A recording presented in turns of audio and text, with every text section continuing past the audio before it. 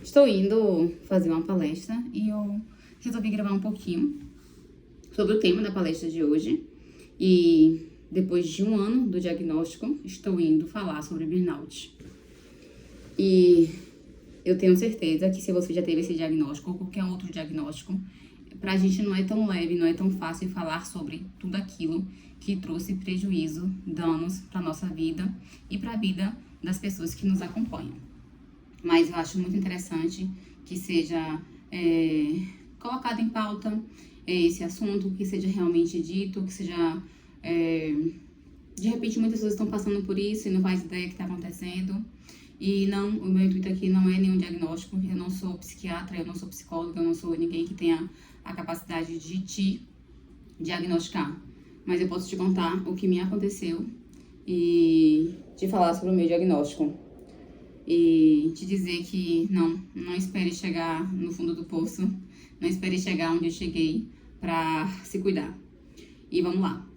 Era 2025 e iniciozinho do ano ali, janeiro, fevereiro, e eu estava em uma coordenação de uma UTI adulto aqui no interior da Bahia.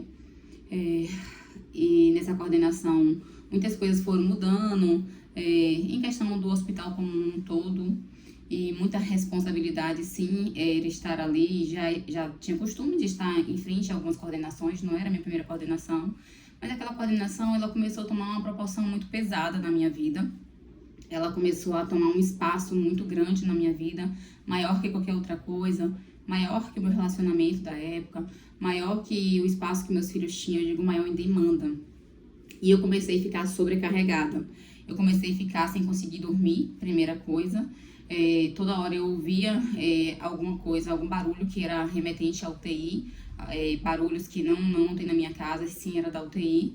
E eu falava, não, eu tô em casa, não conseguia relaxar, não conseguia descansar, não conseguia, por vez, desprender daquele trabalho. Por ser uma UTI nova, tinha muitos profissionais que não estavam capacitados para estar ali. E eu tive que treiná-los. E para mim é um prazer. Quem me conhece sabe que eu amo muito ensinar, que eu amo muito treinar pessoas.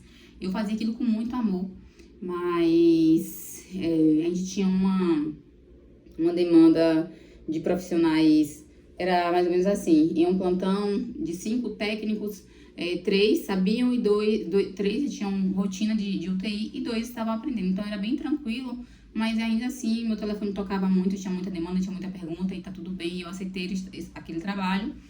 E foi aí que começou todo o processo de não conseguir dormir. Eu não conseguia dormir, não conseguia parar, a mente começou a acelerar e aí tudo começou a desencadear. O primeiro sintoma era uma sudorese que eu não conseguia entender. Taquicardia, era só chegar perto do trabalho, o coração começava a acelerar, as mãos começavam a suar.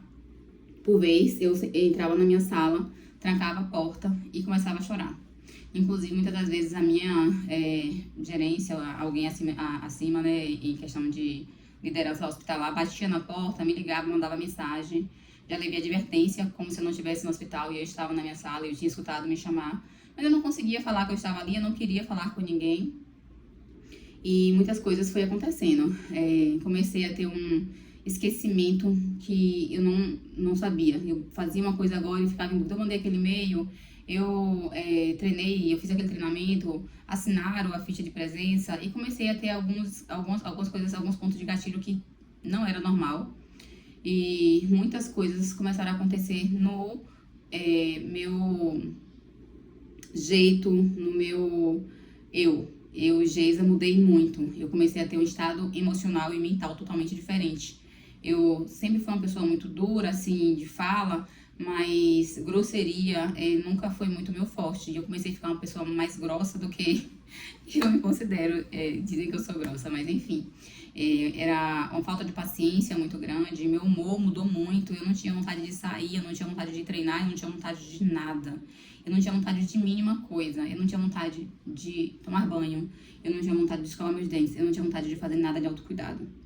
Eu lembro que eu coloquei a minha filha em uma banca, porque eu não tinha paciência de fazer a tarefa da minha filha da escola. E também perdi muita paciência, eu tinha um relacionamento na época, eu era casada, E tudo também começou a afetar, porque eu não tinha mais paciência, eu não queria ouvir ele me chamar, eu não queria ouvir a palavra, eu não queria sentir, não queria ouvir, não queria nada. Eu só queria ficar no canto quieta, eu não queria que ninguém enxergasse que eu existia. Mas eu ia trabalhar porque era a minha obrigação, eu tenho 2 filhos, eu era provedora, eu sou a provedora dos meus filhos, e eu precisava estar ali. E eu tenho uma amiga que ela é psicóloga, e ela trabalhava no hospital, e ela com muito carinho, ela falava, Geu, tô te achando triste, Geu, tu tá bem? E ela começou a me instigar muito, e eu procurei uma terapia, achando que era outras coisas, ainda não sabia sobre burnout. E na minha primeira terapia, eu fui pra terapia achando que eu estava com um problema no meu relacionamento. E cheguei na terapeuta, comecei a contar tudo pra ela, e eu não quero ir, e quando eu chego no hospital, é taquicardia, cefaleia, dor no corpo, sinto dor muscular, que parece que meus ossos estão quebrando. Eu sinto um cansaço, um cansaço que parece que eu sou uma pessoa mais preguiçosa do mundo, eu sempre sou muito ativa, eu gosto de falar, mas agora eu não gosto nem de dar bom dia às pessoas, eu não quero falar com ninguém, eu quero viver só, quieta. Eu comecei a falar sobre a mudança de humor, sobre tudo. E aí a psicóloga disse, Geisa, eu não sei se você já foi a um psiquiatra, mas eu gostaria que você fosse. E eu não tenho como me dar um diagnóstico, mas tudo que você me fala parece muito com burnout. Você já ouviu falar em burnout? E, por incrível que pareça, sim, eu tive uma coordenadora de alguns anos, né? Acho que uns 6 anos, 8 anos, melhor dizendo, que ela teve burnout e ela se afastou da área de saúde, tá? Hoje ela já atua na área de saúde de novo. E aí eu lembrei, eu falei, eu tive uma amiga que teve. Aí ela começa a estudar um pouco sobre. Gente, quando eu comecei a procurar sobre burnout, tinha todos os sintomas. Mas ainda assim, eu fui ao psiquiatra, doutor Luiz, e aí, conversando com ele, achando que era ansiedade, qualquer outra coisa, eu não falava no burnout, porque eu tinha medo dele me afastar do meu trabalho. E ele disse, é um burnout. O burnout é uma síndrome e ela existe uma graduação e você está num estágio muito grave e você vai precisar sim se afastar do trabalho. Ele me deu um relatório médico e me deu um atestado. Eu voltei para Itaberaba e chegando aqui na minha cidade, eu fui até o hospital para entregar esse atestado e esse relatório. E eu chorei o caminho todo, o percurso todo. Entrei na UTI, resolvi várias coisas, falei com toda a equipe e peguei o atestado, o relatório e engavetei. E não entreguei no local de trabalho. Isso foi em abril do ano passado. Continuei trabalhando.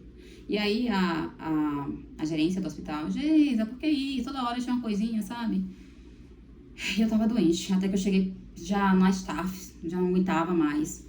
Eu relatei, peguei um outro atestado de uma psiquiatra, entreguei lá no RH e falei, olha, existem duas possibilidades. Ou vocês me demitem, e para que eu receba todos os meus tempos, era mais ou menos assim, ou vocês me falam que eu vou trazer o meu atestado, eu preciso me afastar, eu não tô bem, e o médico já me deu um relatório, eu tô com burnout, eu não consigo dormir, eu não consigo fazer nada, eu preciso de um tempo para mim. Eu já tinha 15 anos na área de saúde, sem férias, acredite se vocês quiserem. Desde como é que você fica 15 anos na área de saúde sem férias? Eu trabalhava na época em um município e quem trabalha, a grande maioria dos municípios na época, eu acho que hoje já mudou isso, mas não dava férias aos colaboradores que não tinham carteira assinada, né? Logo depois eu mudei muito de empresa e quando eu mudava de uma cidade para outra, porque eu tenho um filho que é especial e precisava fazer alguns tratamentos. Por exemplo, fui para Santo Antônio de Jesus, trabalhei lá 8 meses, voltei para Itaberaba, trabalhei 1 ano e pouco. Na hora de pegar as férias, fui para outro trabalho. Nesse hospital que eu estava, no dia das minhas férias, a empresa trocou de empresa. Aí pagaram os tempos, as coisas nossa, mas a gente não teve como sair de férias, que outra empresa gerenciou o hospital. Acho que foi mais ou menos assim. E tudo isso foi desencadeando o burnout. Mas o que eu não sabia é que não é só a rotina de trabalho exaustiva que causa burnout, é toda e qualquer situação que te leva a um estresse muito alto, a um estresse que você não controla, quando as coisas saem realmente ali do seu controle emocional, físico, e você começa a se doar muito mais do que você pode.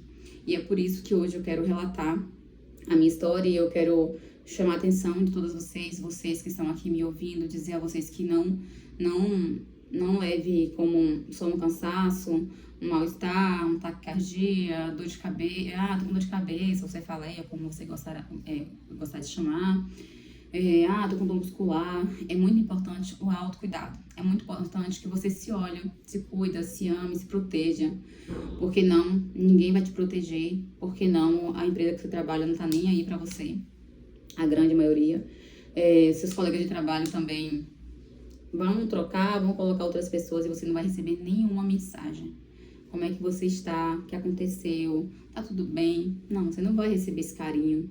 Muito provavelmente ninguém vai te perguntar como você está. E se um ou outro perguntar, são raras pessoas. Então, eu entendi nesse processo que vale a pena você se cuidar e que você precisa se cuidar. Você precisa entender o teu limite. Você não pode ir além do seu limite. Ir além do teu limite vai te colocar em uma situação de doença, de síndrome, de dor. E para você sair de lá, vai ser só você. Gastos, investimento em terapias, medicações, que no meu caso eu já tive que medicar. E no final das contas, não vale a pena. Eu perdi muitas coisas com esse diagnóstico tardio e não aceitado. Eu não aceitei o diagnóstico, eu não tratei. E tudo isso me fez perder muitas coisas importantes na minha vida, tá? Eu não vou deixar o vídeo longo, não vou falar pra vocês, mas afeta muito o nosso meio de amigo, de relacionamento, de filhos. A gente começa a perder o sentido da vida. E nada que te faça perder o sentido da vida vale a pena. Existem várias portas abertas, existem vários empregos, tudo que você pensar dá pra recomeçar. Se você tá viva, se você tá vivo, você pode recomeçar. O que você não pode é adoecer, aguentar aquilo que não foi feito para você aguentar. É você fazer de você ferro, fazer de você forte além do que realmente deve ser. Ser forte, ser corajoso, tá na Bíblia. Mas com uma carga que não te adoeça. Com uma carga que não te coloque em um diagnóstico de burnout, de depressão, de ansiedade. Forte a um ponto que não faça você tomar medicação. Forte ao ponto que não te faça perder nada, nem pessoas e nem a você mesmo. Porque eu, Geisa, precisei me perder. Perder pessoas, perder coisas importantes para mim, para entender que diagnóstico existe para ser tratado e que eu como enfermeira não posso virar as costas para um diagnóstico médico sem tratar aquilo que realmente foi diagnosticado. Nesses 10 meses, porque 2 meses embolei. Eu fiz um ano do diagnóstico, mais 2 meses eu não tratei, eu arquivei o diagnóstico, eu rasguei tudo. Então, nesses 10 meses de cuidar de tratamento, hoje eu sou uma pessoa extremamente feliz, extremamente ativa, glória a Deus por tudo. Eu tirei minha filha da banca, eu faço tarefa com a minha filha, eu estou bem, eu estou feliz, eu consigo me cuidar, eu consigo trabalhar em paz e recomeçar foi necessário. Em outra área, em outros ambientes, viver pessoas novas, conhecer coisas novas. E fui leve porque o Senhor Jesus Cristo, Ele não nos abandona. Em qualquer situação, clame a Jesus. É só um burnout. Não é só um burnout. Só quem teve esse diagnóstico sabe o que causa. E sabendo que eu saí de lá, hoje eu me considero, inclusive tive uma última consulta com o Dr. Luiz, eu me considero estável, curada disso, sarada disso. Não uso mais nenhuma medicação, consigo dormir, acordar, treinar, cuidar dos meus filhos. Eu tenho certeza que tudo isso é porque existe um Deus que cuidou de mim. E é isso. Tchau, te cuida, nada vale a tua paz, tá bom? Cheiro.